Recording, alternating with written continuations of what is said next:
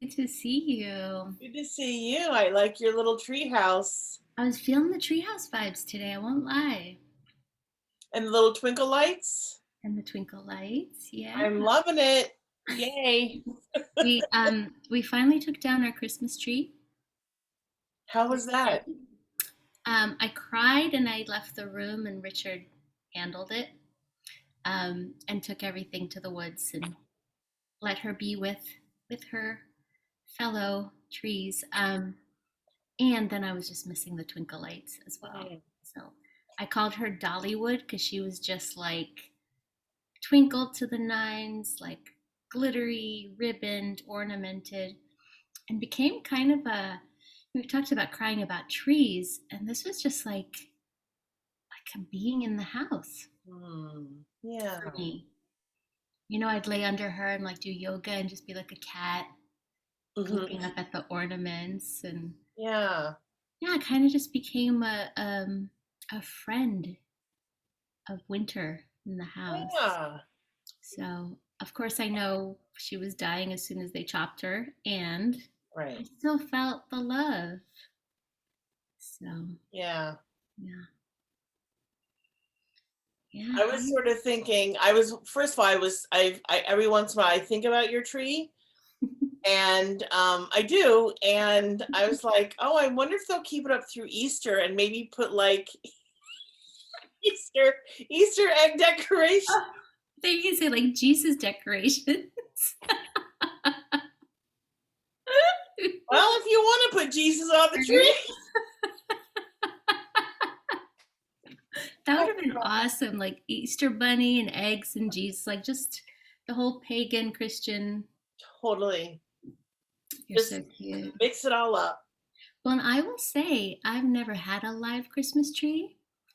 Oh, So growing up, my parents pulled the same one out of a box and we pulled all those little yeah. branches and tried to make them look normal. And it worked every year. And so I had no point of reference, like how long they last or Right. any of that. Right. And I do think she did well because I sing a lot at the piano next to her. And She, my students kept going, is that your Christmas tree? Like in yeah. February, March. Yeah. I mean, it's the 31st. She held up really well. Yeah, I think by the last week she was like, oh, we're really showing it, you Uh, know? yeah. Yeah. So again, grateful for partnership where me being highly sensitive is honored. And Yeah. it's like, hey, I can take the ornaments and stuff off, but I can't be here for the other stuff. Yeah. And I need to know like she's reintegrated. Right. Right. And that will be taken care of in an Yes. honorable way. Yeah. Exactly. And I I get asked him, that. I said, did you expect that the Christmas tree we brought like the weekend after Thanksgiving, right, would be here through now? And he's like, yeah, I kind of did. He's like, at least through Valentine's, I figured you'd want to keep it. So Oh, there wow. wasn't like the surprise of like, dude, what are we doing with this Christmas tree? He's like, I kind of knew once the tree entered the house, it would be like kin, it would be family. Right. So even that being known that way, Yeah. yeah, yeah. That's so that's so sweet. Yeah. How are you? How is your world? What's unfolding since I saw you last? Ah. Um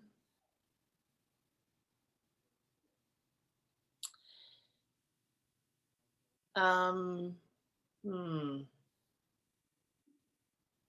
So I've had a couple thoughts. Before I share that, I have a couple thoughts. And let me just preface this by saying I'm really aware of my own vulnerability when I'm sharing this. Mm. And so I'm honoring that in myself. So um, when we spoke on Sunday evening, um, it was really intimate, and it was really raw, Yeah. and we both, had our own emotions around whatever it was we were sharing and going through. Um, and I think the reason I'm bringing this up is as I thought about it afterwards, I was like, would I be comfortable had I recorded that and posted it? I'm Right. asking myself, Yeah. right? And I'm like, if this podcast is about, you know, authentic connections and everything we say it is and talk about, like, where's that line? For Hmm. me, where's that line? Um,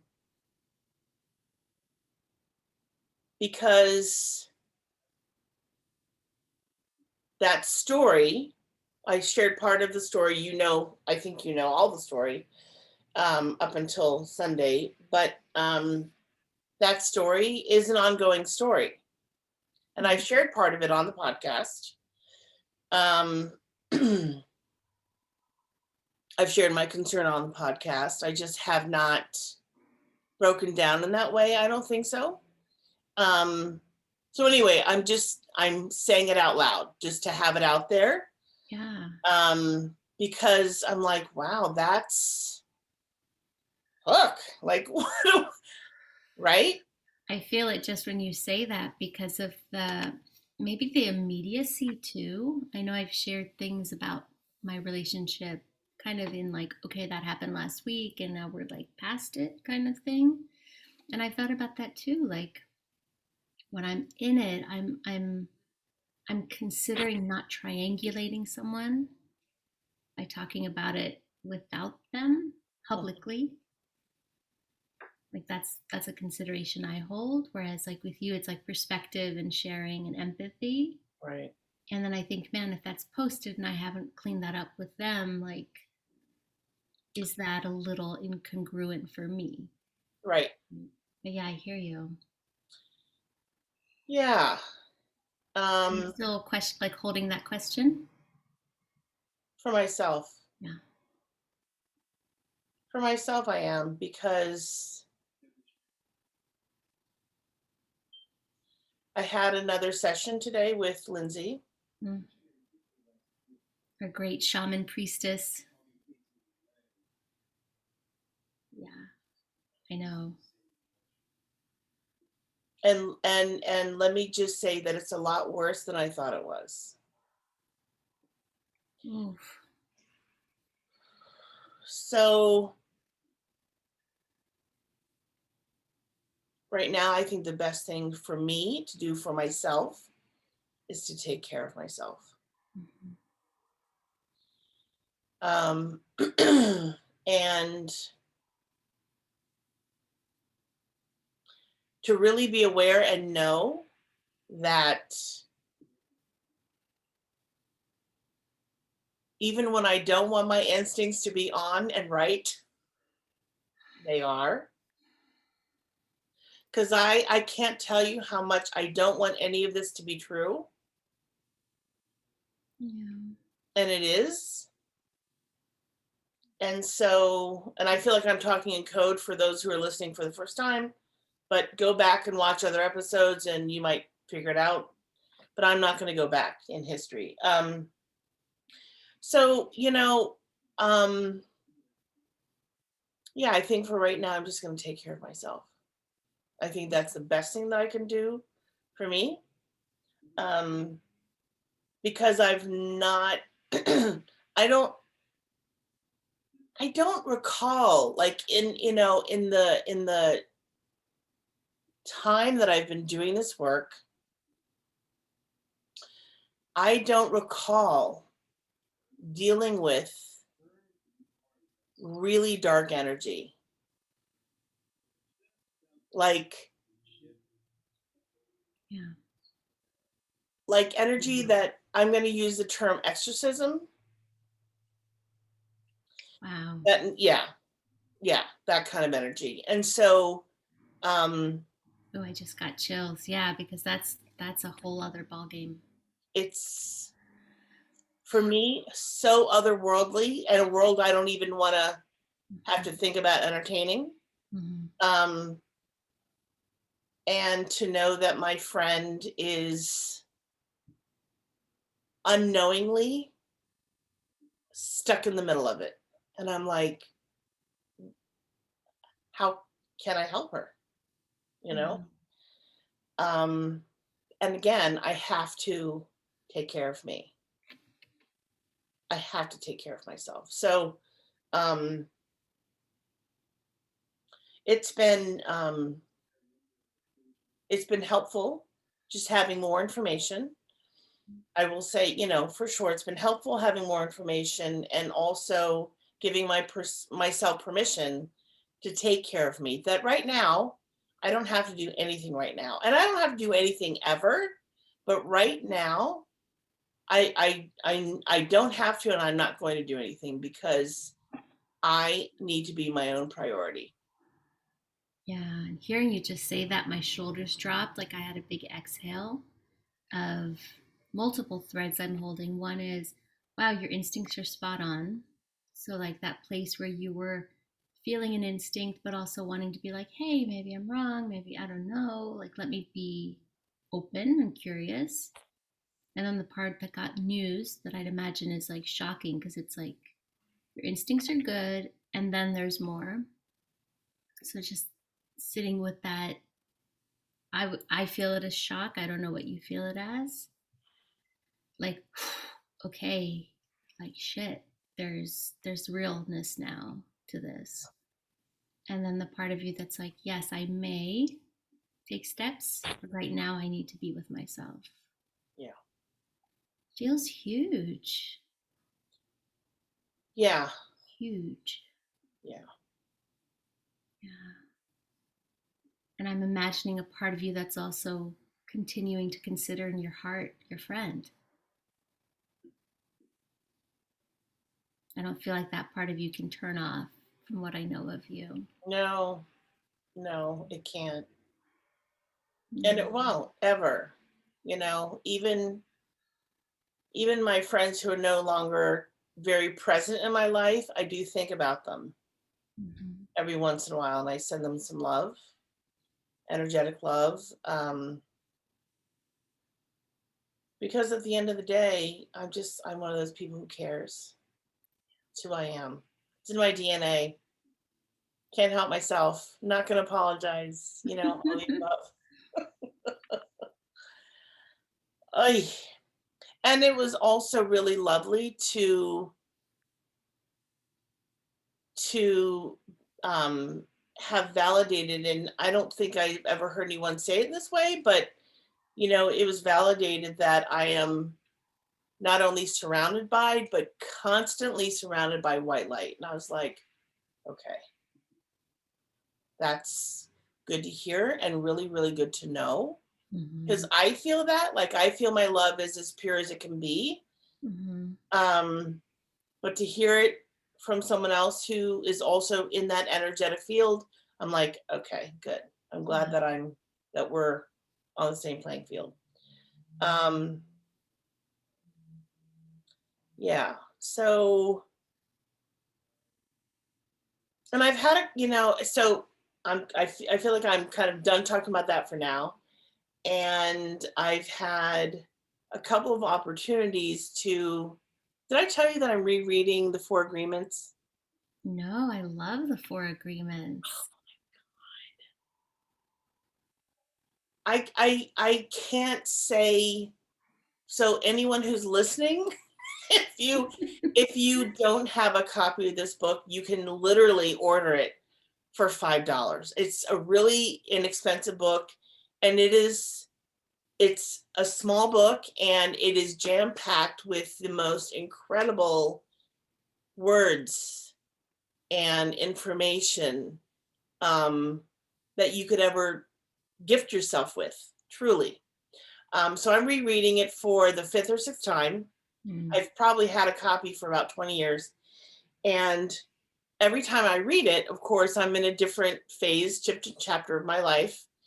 And considering where I am now, oh my God, I just feel like my eyes have been opened to so much more. And I'm feeling, as I was reading the at the beginning, there's the Toltec, and then he Mhm. talks about the Four Agreements. And in the Toltec, I was like shedding tears and just shedding tears, and it felt really good to get it all out.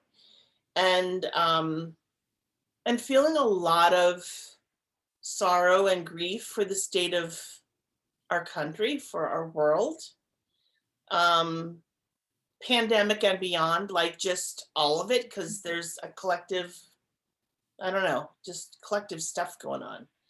So having a lot more empathy about humanity, you know, I feel like that has deepened.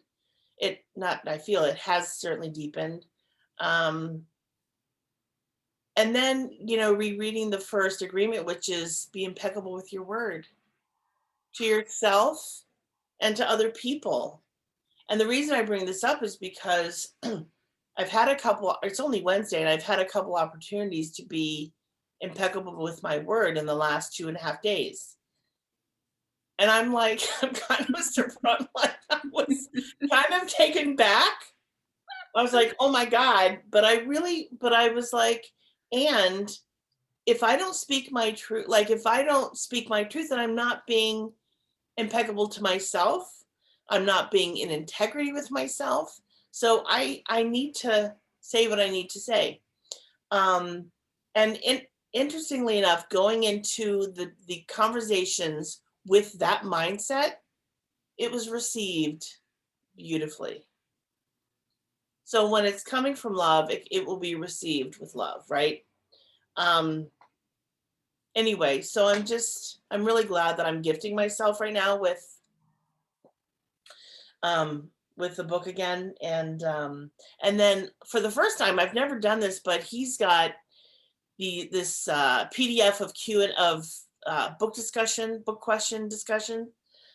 And so I downloaded that, and I'll be doing that too, just to get more out of it, just to make it even more juicy and yummy. Um, yeah. So I think that's kind of how I'm doing. Woo! That is just juicy. Like, there's just so much juice in that. I love the Toltec. I think whenever I read the Four Agreements, I just remember I felt the broadcast of it. I felt like, when I heard it. And, as I get older, I see different nuances, obviously, to things as I do some living, right? Or do enough living. And the one that I really helped me was like, don't take anything personally, right? And that for me lines up with shadow work and people's projections. And I hold, if four people call you a jackass, you might want to look into it. Like, right? So Yeah. the balanced view of like, yeah, don't take anything personally, but also don't be arrogant if you keep getting the same feedback. Right. Um, and then I just love you showing up with what I call like responsible speech Mm, in coaching, where, you know, there's clear alignment, congruence, like what's on the inside is being spoken, maybe through a filter, but to the external without hiding, right? The revealing piece. And I love hearing that resonates because I do think people can sniff out incongruence, whether they think they're intuitive or instinctive. Like we've got some primal stuff online, and yeah. um, having this conversation with my partner around what I'm calling the double bind for me, which is sometimes I don't want to rock the boat. So I fawn a little. There's like fight, flight, freeze, fawn. Mm-hmm. Fawn is like just appeasing and trying to not rock the Mm-hmm. boat. And he can sniff that out Mm, as like, okay, you're showing appreciation, but your tone kind of sounds disappointed and your face looks kind of hurt. And like, I don't know how to read that, right? There's incongruence. Yeah. because I'm like, oh, I don't want conflict, so I'll just Right. put some ice cream on top of poop and hope it works, Yeah. right? Right. And then the other end is being fully honest and feeling the risk of that, of like, this could also create conflict. Right. So, like, oh my gosh, okay, either I feign a little bit of like happiness and there's conflict because I'm not being honest, Uh-huh. or I'm honest and that creates conflict, Uh-huh. but at least it's authentic conflict. Right. Yeah. And that's really hard to even say because I'm just such like my peacemaker. In the Enneagram, I'm a 2, and it's like the peacemaker, like diplomatic answers. It's why I do conflict resolution. It's why I want to help people communicate better. And I'm seeing in my life where that can be a hazard to just want to like skip the hard stuff. So that's been coming up, and to the point of like, oh, okay, my partner had some uh, feedback for me. And I was like, oh, that's his projections, right? Like that was my ego being like, don't take it personally. That's all his stuff, whatever, whatever. And I was like, yeah, but he's not the first partner Uh, to say I don't feel seen or heard, or I feel like I don't get to take up space. uh, And I can own being a big presence and an only child, and um, being a like bigger in some ways with my energy. And it's gotten me thinking, like, how do I lean back a little, right? Because I know my overachiever shadow that's like the first to answer a question, the first to raise my hand in Zoom, the first to show up to something. It's enthusiasm, but it's also like approving energy. okay. So, in a lot of my conversations, if there's 4 people and they're sharing, it's like, okay, you guys, you all go first. I'm practicing leaning back. And what's been interesting is that the introverts, the people, much like my partner, who would defer to the big energies, are getting to speak up first. Mm.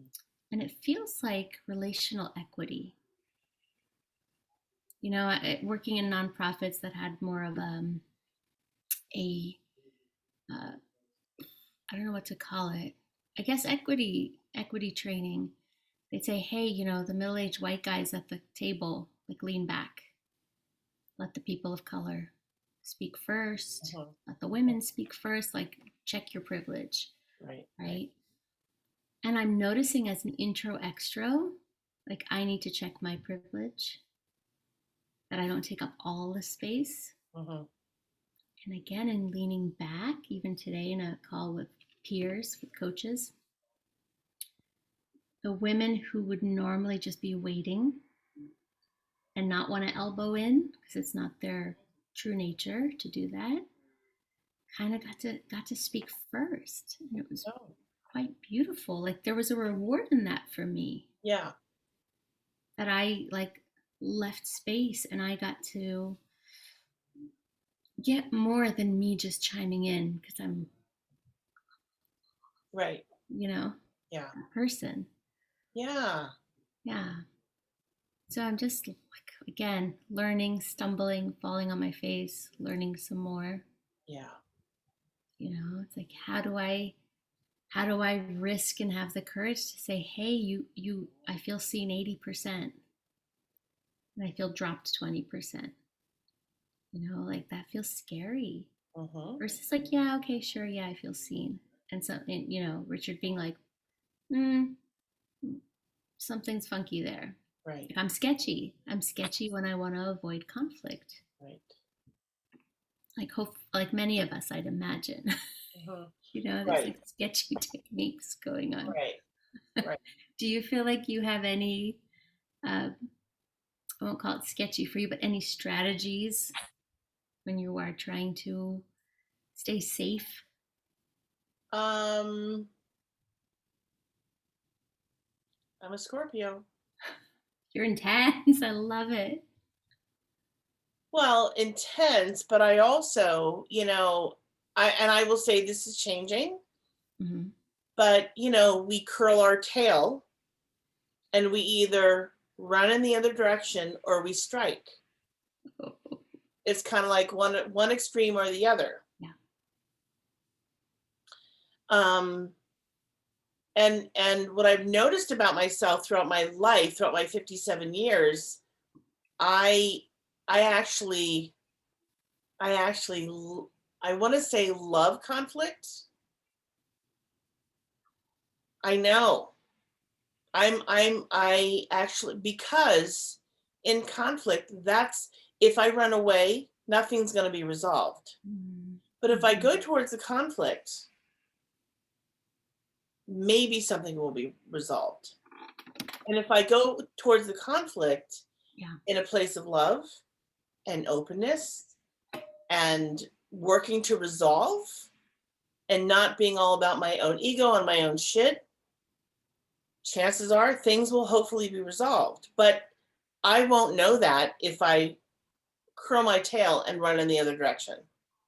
Yeah. So, and I will say that I feel like I'm getting a lot better with conflict.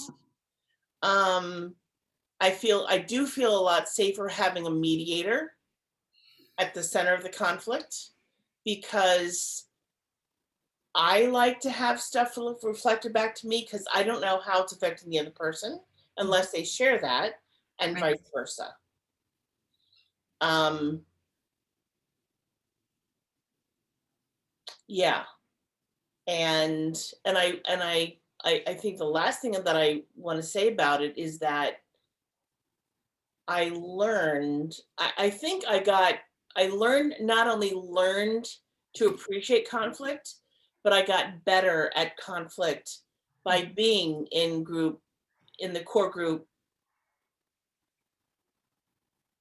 What did we call ourselves? Oh my gosh, Heidi. Uh,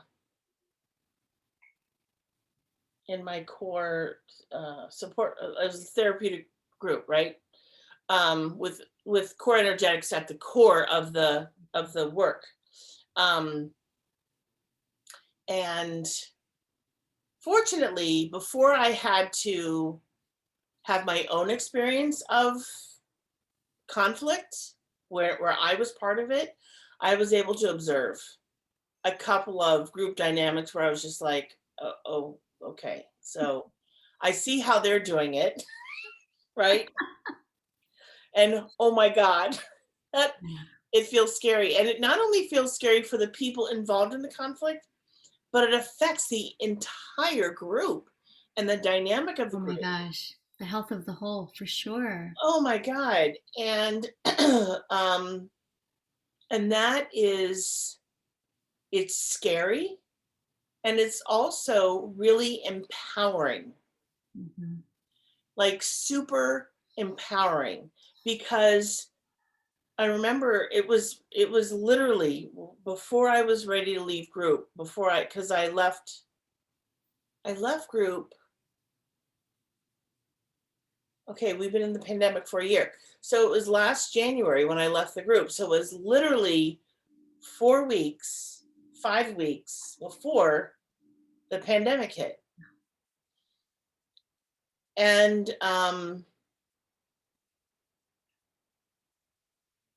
there was this, so there were 7 or 8 of us in the group,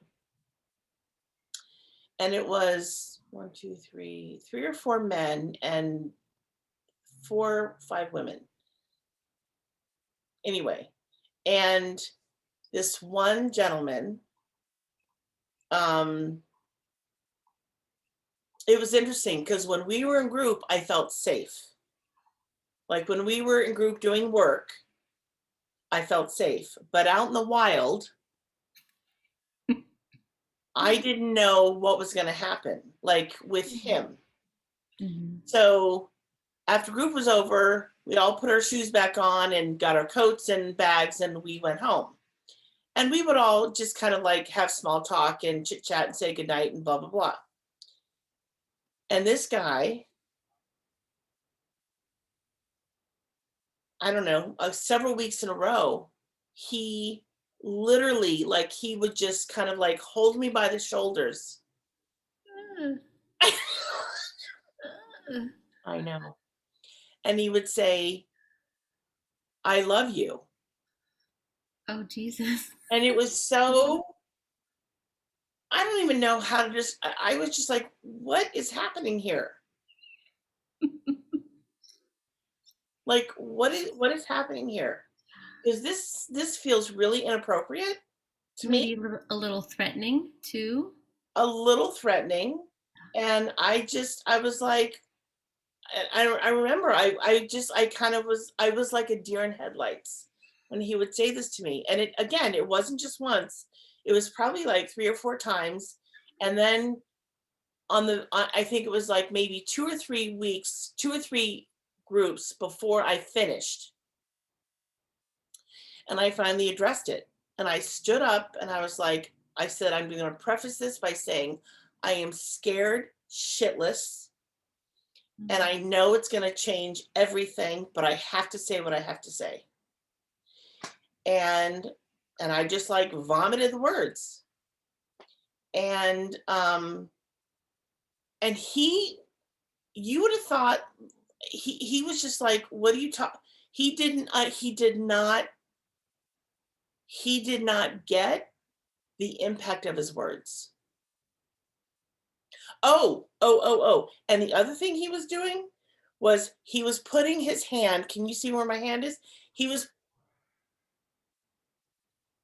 Mm-mm. I know, That is too intimate of a spot for me. putting his hand right here. And then he was like, I love you. And I'm like, what the fuck is going on? So, and I did preface it by, because I honestly did not think, I honestly, and to this day, I will still say it.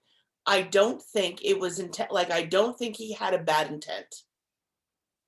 I don't. And it still was inappropriate And had impact for you. and had impact for me. Mhm. And so we spent several weeks working on this. And in my opinion, it never really got fully resolved Mhm. because he didn't, you know, our group facilitator was, she was like, you're not, this doesn't make you who you are, and it doesn't make you a bad person, and it's still not okay to do that. Like, if you were doing that with everyone in the group, the men and the women, it would still be a little funky, but you're only doing it with Heidi. That's a little, it's a little weird. Like, you, no, that's a no-no. And it took him a while. Like, when I first brought it up, he didn't have a recollection. So I felt a little crazy. I was like, I know that I'm not making this up. Yeah. And I was really kind of pissed. I'm like, how is this? This is literally affecting my life, daily life. Spending so much mental energy thinking about this, literally losing sleep. And you're going to tell me that you don't fucking remember doing this to me? I was really angry. Yeah. But I also believed him. Like, again, really thought he was genuine. And I was like, okay. And then I was mentioning a few things. And then he was like, oh, okay, I remember that. But he didn't really think of it as a bad thing because he didn't think he was doing anything bad. Anyway, but I'm sharing this because in this group, I really learned how to find courage when it's a safe space, to find courage to, even because even with a safe space, it's still hard to do this. Right. Um, It's a risk. it's such a risk. It's such a risk. And the risk is layered. Like, there's so many layers to the risk, and I'm just like, oh, I don't know that I want to touch this, but if I don't, I'm gonna continue feeling like crap, and all this stuff. but be impeccable with your word. Agreement number one, like just to ourselves and to other people, but really mostly to ourselves. That's where most of when I see my clients and they're angry, it's really because they didn't set, or they set healthy boundaries and they didn't hold them to people, or they weren't boundaried with themselves. Like there's a whole level of psyche there that's keeping score, right? And to your point, it's such a risk because our attachment style, our like mammal brain wants belonging and connection. Right. And so we will often betray our own expression for belonging and connection. What you did there is say, I am going to risk connection to be self expressed, right? Which is huge. And I almost feel like if, let's say, the seven other people had that done to them by this person and were like cool with it, that's still like the memo is still that it's not cool for you. It Do you know what wouldn't. I mean? Yes, I do. It's Yeah. like that argument of if hypothetically people are like, oh, I don't mind when Charlie does that. And it's like, okay, it doesn't matter because for me, that's a trigger. For me, anyone touching me here, that's not an intimate, Right. in my intimate circle. And in general, like that's a weird feeling. That's really a vulnerable spot, Yes. you know. Yeah. Kudos to you for speaking out and risking and braving in that way. To let someone in on, hey, here's your impact, here's my experience across from you. Hmm. Because nobody may have done that before for this person. I don't think Say so. like you're not boundary Right. and you're stepping over my boundary. Right. Yeah, I would guess probably not. In his lifetime, probably not. Yeah. Yeah. And just connecting the dots to when we speak out that way, we might actually be helping someone in their relational intelligence. Yeah. You know, you don't do that really without consent in a parking lot. Like just all of that, all of that. Yeah. Yeah. Wow. Yeah. Woo! I can't believe I just shared that, but yeah, yeah. Um, yeah, and I guess, if humans, it's okay to ask permission. It's better to ask permission instead of just assuming that this is okay to do. Right. I'm feeling the way that I'm feeling, and I want you to know how I'm feeling. Be careful with that. Like, have some respect for the other person. It's great that you have your feelings, whatever they are, Mhm. but also know that there's a person on the other side that you're about to affect, Big and time. know that you're going to affect them. Yeah.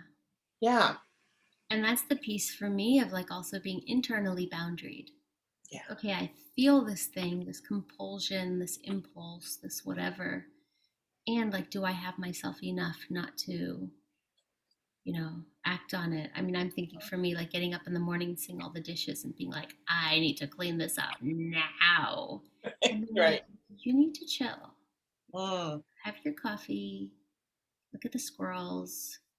Like, that's my being boundaried with myself and my mm, compulsion, right? And then if it's like that feeling of like, oh, I really like this person, like, where do we hold our own boundaries with ourselves? mhm. Yeah, I love that. Oh my gosh, I love that. Hmm. Hmm. Hmm. Yeah, thank you for bringing that. I feel like it's an important topic, us risking to speak up, Yeah. you know, Yeah. in whatever ways. I think of when I worked at this one office and my nervous system, me, like the parasympathetic nervous system for me is like needs to be tended to a lot as a highly sensitive person.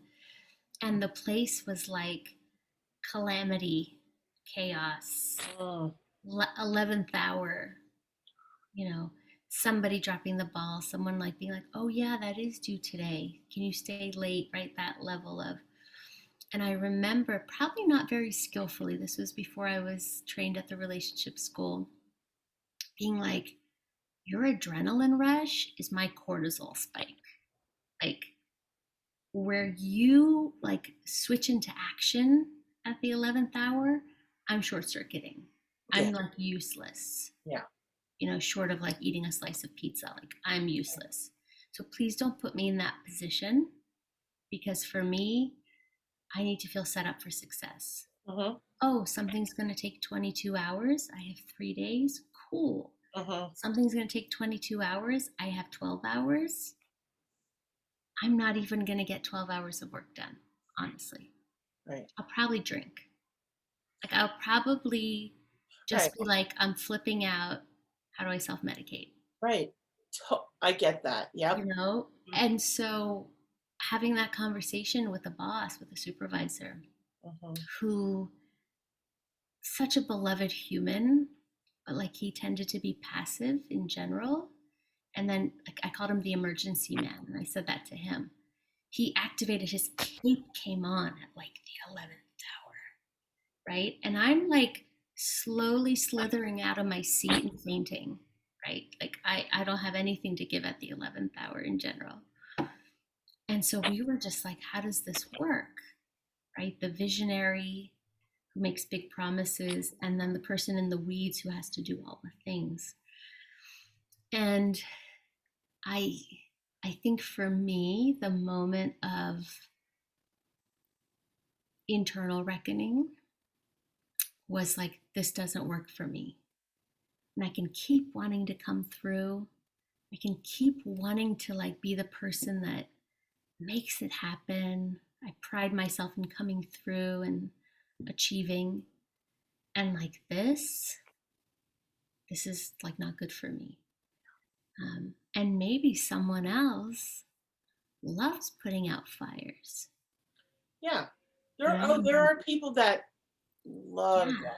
Yeah. maybe someone else's archetype is firefighter. Mine's like panda rolling in the meadow. Like, Mm-hmm. I don't want that level of, I don't want to be that important, frankly. That's why I'm not a surgeon. Mm-hmm. You know, I don't want to be that important. I want to be helpful, but I don't want to be relied upon to come through in that kind of a way. And it was such a gift when I look back, Mm-hmm. because it was such a great clarifier. That anxiety, that level of like, I'm short circuiting, like, I don't even know my middle name anymore. And I'm being asked to work faster and harder, right? To be like, I'm tapping out for myself. Yeah. And then also allowing someone in who like is like, cool, I'm game for that. Because I remember being 23 and working in certain settings where it's like, that is, the 2 a.m. conference calls, especially in politics. I don't have that anymore. So it was an inner reckoning of like, I'm not, that's not who I am anymore. Mm-hmm. And I don't want to run that hard. Mm-hmm. And it was the greatest gift to have had that contrast as a clarifier of no, where 10 years ago that would have been a badge of honor, right? Right. I worked 18 hours straight on this deadline for this senator, for this bill, whatever.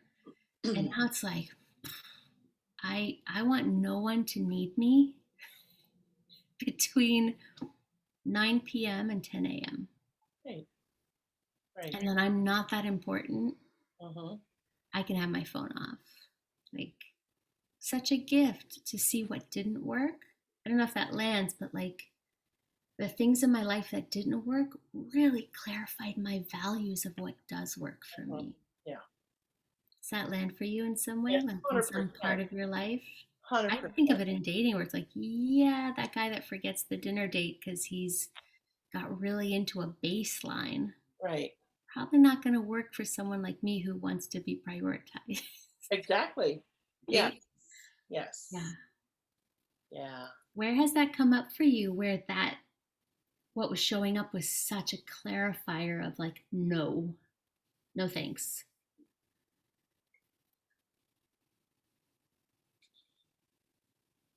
Ooh.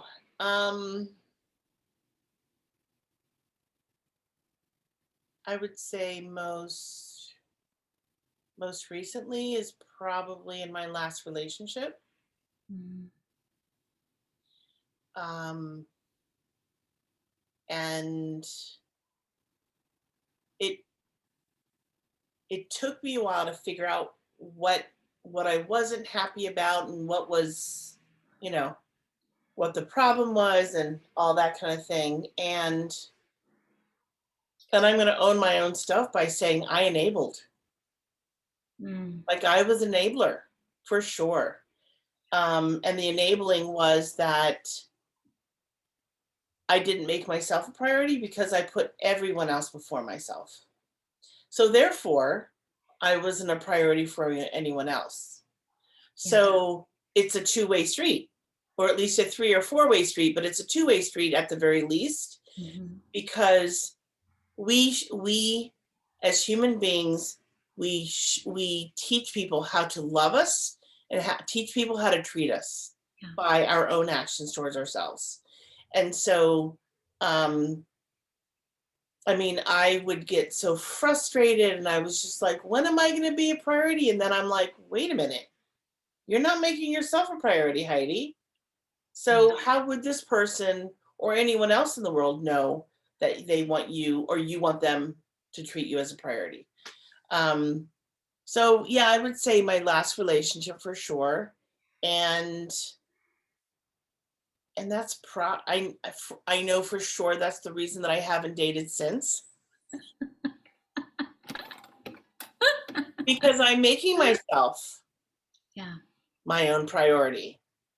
And um and I'm so incredibly picky because I'm making myself a priority, because I care about me first. Hmm. Me first. Um, because no one else is going to care about me first. Which Really. is such an important point, right? I think of I think Marianne Williamson said like building that attitudinal muscle, that Mhm. muscle of here's what I deserve, here's what I need, like my non-negotiables, so Right. that then you can give those care instructions to someone who's willing, and they can give their care instructions to you, and it's like it's a mutual respectful Yeah. giving and receiving, right? And this feels like a really huge point because I hear a lot of people say, oh, this person like ignored my boundaries, or this person, whatever. I don't even know another example. And it's like, okay, but did you allow it? That's the tough part of coaching, where it's like, so what did you allow? Yeah. What choice did you make when they did? Because, yeah, I agree with you wholeheartedly. We not only train people how to treat us, but they are getting a download from how we treat ourselves. There is a primal download. Yeah. If you're okay with the burnt toast, That's they're right. okay with giving you the burnt toast. That's Yeah. from our other conversation, in case people are Yeah. like, what? Yeah. No, I remember that. Yeah, absolutely. And if you're not, then you're setting up a different standard. Yeah. Yeah. Mm, And be clear about what your standards are, because I do think that there's some people who don't even know what their standards are. hmm. They know what they don't want, but they don't know what they do want. Right. So really be clear about what it is that you want and then set your standards, and maybe have a little wiggle room, but really, if you have standards, stick to your standards, stick to your boundaries. Yeah. Because once you are flexible with your boundaries, everyone else is going to be flexible. And then they're going to test you and test you and test you until you're like, shit, what happened? Yeah. Yeah. Totally.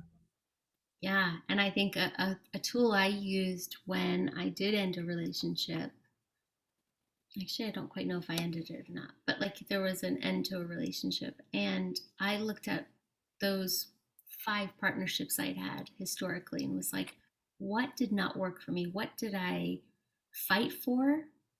What did I get crazy about? Right? That maddening level of crazy. What did I cry about? What did I feel disappointed by? And then I took the opposites and made them my non negotiables. Uh-huh. And it was like, again, the contrast being such a clarifier for me of like, wow, when someone's wishy washy, that hits a whole other place. I need someone who's consistent. Right. Okay, when someone isn't very relational, and I feel like I'm raising them, that doesn't work for me. I need someone who's got some emotional IQ, Right. emotional intelligence, and relational skills online, or willing to learn them at least. Yeah. And so everything that I fought for, that I screamed about, that I stomped about, that I hugged a tree crying about, at midnight with a partner, being like, this is bullshit, led to like, these are my standards, actually. These are Uh-huh. my values. Uh-huh. These are what I actually need to feel open hearted, you know? And I'm not expecting someone to give them to me without me also doing the work. Yeah. Again, the mutual reciprocity. Yeah. Yeah. Yeah. But what a gift in a really messy way to be like, yeah, I can't really do those things. It's almost like this is a terrible analogy. Like when I first started drinking red wine and I had a lot of bad red wines. And I was like, oh yeah, the tart jammy stuff? No way. Oh, what is this really like thin, Chianti? No, no. Like till eventually I could go into a wine shop and be like, you, nope, you, nope, you, no. Uh-huh. And no actually from all the no's, what the yes was. Uh-huh. Yeah. Yeah. Yeah. And then the other piece of that is the action.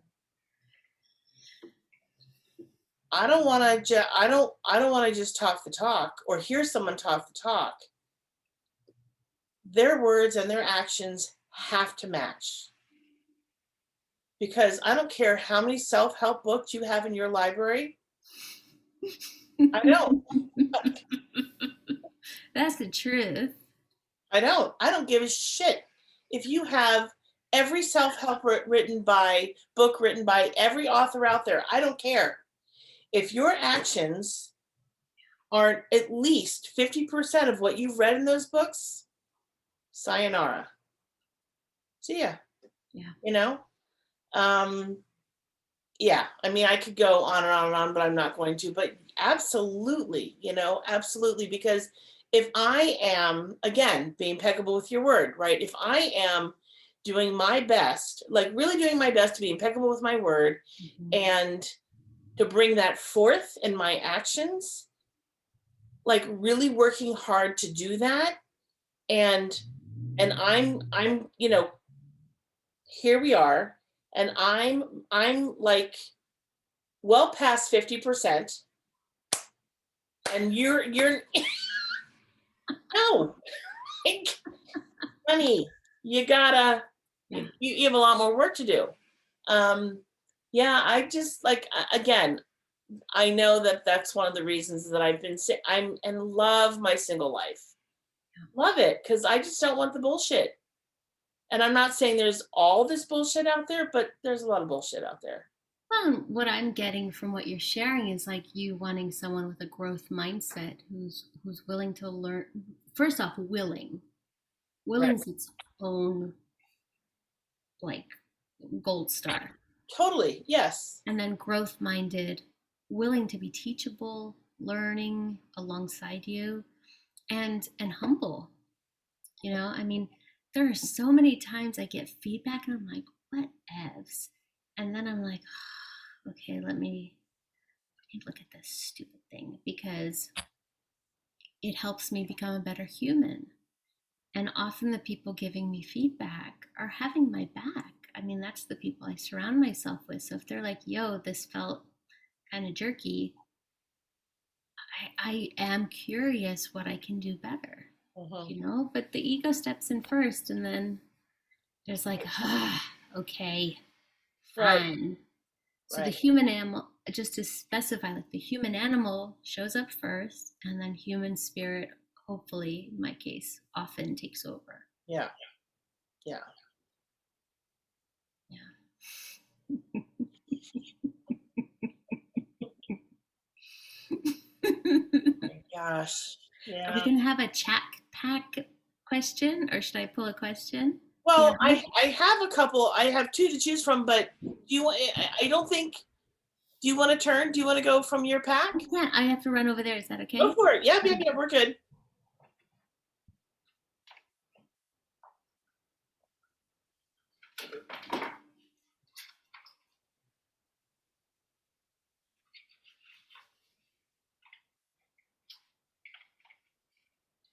Okay. I'm not going to pull all of them out because there's like super crazy amount, but I'm going to pull like half the deck. Okay. Okay. Ah! Okay. And I'm going to ask you to say stop. I'm just going to start moving through them. Stop. Ooh, interesting. I feel like we had something similar. Let me gaze at you. What? I'm gazing at you as part of the X. Oh. Oh. Okay. It said like gaze for 30 seconds and then answer like 12 questions, which I know we're not doing. But...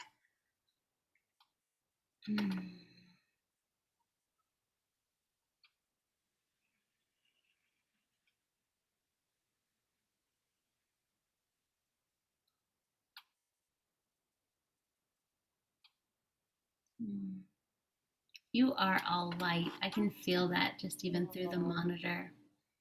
thank you. Yeah. All right, you ready for this? Uh-huh.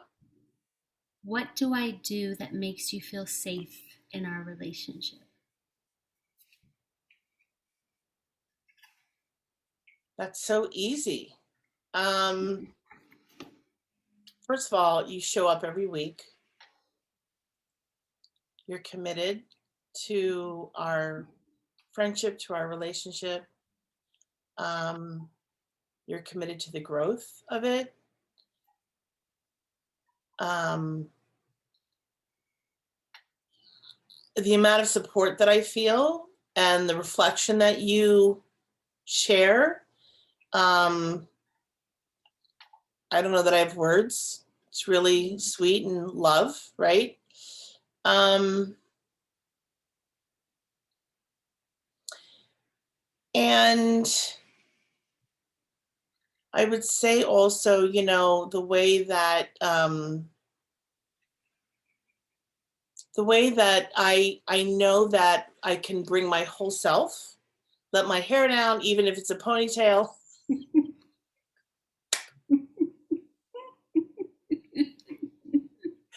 I can bring my whole self, and you get me. You get my humor, and you get my sincerity and my heart and all of it. And so the safety. I'm going to wrap it in bow and say the safety of it is means the world. Yeah. Mm, thank Yeah. you. That means more to me than you could ever know. Thank you. Oh, Mm. yeah. All right, I'm going to hold this up for you. I don't know how it works with the treehouse situation. Yeah, I can't read it. It's too it's a I see the reflection. I can't really see the card. So wait, what is it again? It says, what do I do that makes you feel safe in our Okay. relationship? So what is it that I do that makes you feel safe in our relationship? Mm. Well, the initial greeting of smiling and excitement feels really sweet and inviting to me, settles my nervous system. Um, your acceptance. It's this all encompassing, like, warm blanket of acceptance. I come to you gleeful, I come to you broken down, and I receive the same bounty and fullness of your love regardless. So it's deeply healing and reparative for the parts I'm not quite accepting. To see them loved anyway feels really big. Um, and I think I always remember meeting you and like my spirit just like instantly falling in love with you and Mm, being like giddy and like, how do I get into the little cart in the motorcycle neck? You know, it's just like, just being like, as soon as I met you and just continuing to see why that was my instinct with you. Um, yeah, and just that you even offered up this podcast is because you asked, mm, you reached out, and I felt really touched to be um, someone you would want that with. Yeah, and super seen. I mean, no matter what I bring, like Sunday included, just being like, wow, I don't have to filter myself. And what a world of good it does for me to show up. I mean, kind of sometimes at my lowest and still experience friendship and love and a safe place to land. Yeah, tying it back to what makes me feel safe. It's like this, is magnanimous the right word? It's like that kind of love and acceptance. It's mm. like the cosmic, Kuan Yin love and compassion. Yeah, it's something I aspire to, and it's something I get to receive with you. So thank you. Mm. Mm. It's an honor. It really is an honor. Thank you. Thank you. Mm. We time warp every time. Is it amazing? It is. Yeah. So I'm going to stop recording now. Yeah.